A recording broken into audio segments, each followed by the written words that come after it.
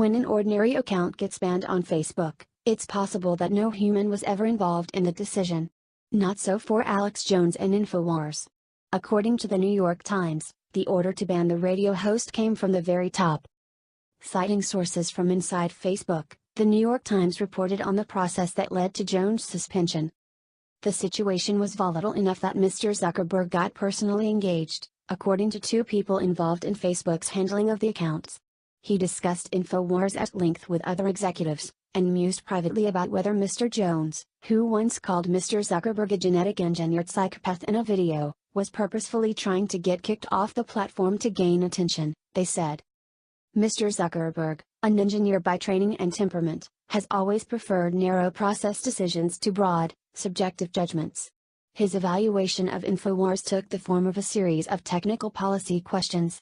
They included whether the mass reporting of InfoWars posts constituted coordinated brigading, a tactic common in online harassment campaigns.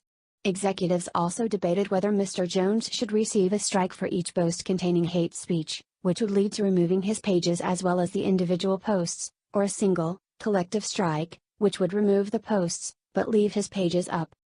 The article goes on to highlight that Zuckerberg took his decision to Apple, which was the first major tech platform to enact mass censorship against InfoWars.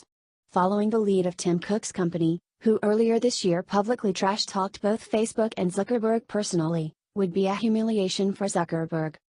Late Sunday, Apple, which has often tried to stake out moral high ground on contentious debates, removed InfoWars podcasts from iTunes. After seeing the news, Mr. Zuckerberg sent a note to his team confirming his own decision. The strikes against InfoWars and Mr. Jones would count individually, and the pages would come down. The announcement arrived at 3 a.m. Pacific Time.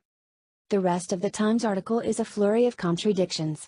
It simultaneously calls fears of censorship overblown while acknowledging that users of the platforms must now tiptoe around controversial topics to avoid being banned. At the same time, the piece grudgingly admits that both fans and critics of InfoWars can probably agree that a system in which one executive can decide to shut off a news organization's access to a large portion of its audience is hardly ideal.